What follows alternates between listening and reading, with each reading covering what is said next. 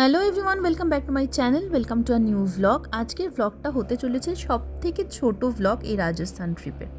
আজকে তোমাদেরকে সঙ্গে নিয়ে যাব the famous haunted ghost village in Rajasthan জয়সলমীরের ভুতুরে গ্রাম হিসেবে পরিচিত এই কুলধারা গ্রাম।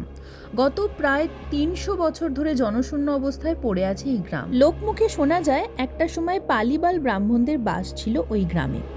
জয়সলমীরবাসীর একাংশের দাবি একসময় এখানকার রাজার প্রধানমন্ত্রী ছিলেন সালিম সিং। কুলধারার গ্রাম প্রধানের মেয়ের ওপর কুনজর পড়েছিল তার। একদিন মোড়লকে ডেকে শটান মেয়েকে তার হাতে তুলে দিতে বলেন সালিম, অন্যথায় ফল ভালো হবে না বলেও হুঁশিয়ারি দেন তিনি। সালিম যা চান শেষ পর্যন্ত তা হাসিল করেই ছাড়েন। রাজা তার হাতের পুতুল। প্রমাদ গুনলেন গ্রাম প্রধান। তড়িঘড়ি সবাইকে নিয়ে এলাকা ছাড়লেন তিনি। যাওয়ার সময় অভিশাপ দিয়ে গেলেন ব্রাহ্মণরা, আর কোনোদিনও ওই গ্রামে মানুষের বসতি হবে না। সেই থেকেই জনশূন্য কুলধারা।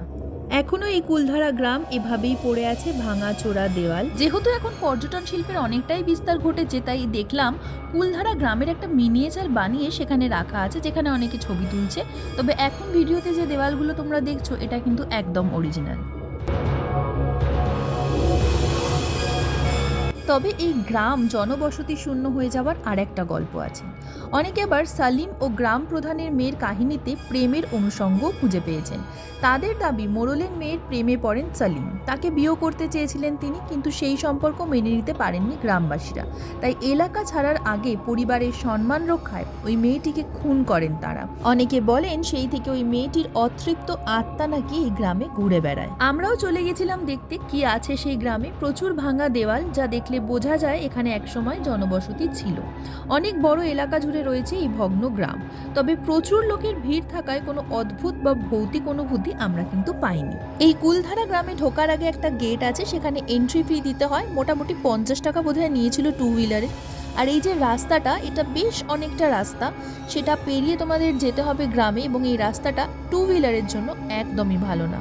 ওখানে গিয়ে যেটা বুঝলাম, পর্যটন শিল্পের বিস্তার ভালোই ঘটেছে, এবং তার জন্য যেটা তোমরা পাবে সেটা হচ্ছে পর্যাপ্ত পরিমাণে খাবারের দোকান, জল, সব কিছু। আমরাও আমাদের পেট পুজোটা ওখান থেকেই সেরেছিলাম, কিন্তু সেই ভিডিওটা আর তোলা হয়নি, তাই সেটা তোমাদের সাথে শেয়ার করতে পারলাম না। কুলধারা থেকে বেরিয়ে এবার আমরা যাচ্ছি স্যাম ভিলেজে। সেখানে হবে ডেজার্ট ক্যাম্প। কি করব সেটা শেয়ার করব পরের এপিসোডে।